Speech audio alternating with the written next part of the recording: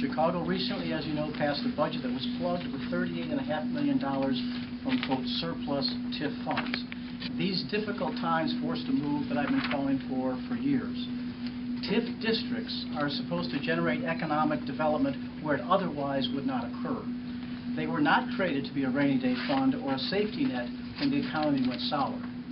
Too often, Chicago's policy has been to collect millions in a piggy bank and decide how to spend it later.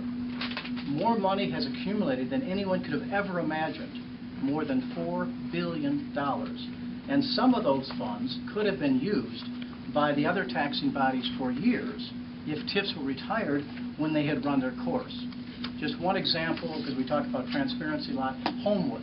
Homewood is a south suburb. Homewood is a place that has a lot of transparency. People know what the TIFs are doing, and annually they talk about funds that may be surplus and return those to the voters. So that's just an example, I think, of a town that's trying to be a little more transparent. So what happens next year?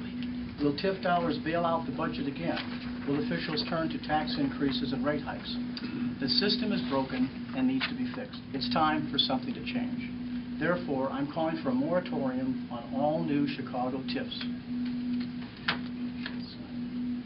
At this critical juncture in new leadership in the city of Chicago, I'm calling on all elected officials and candidates to publicly state their position on TIFs and to pledge to support a moratorium for at least 6 months until a thorough examination can be conducted and a new administration installed. And I'm pleased, by the way, that a number of candidates have been speaking out and had some very creative ideas in the last few weeks about TIFs and how they could be used and how they could be more transparent.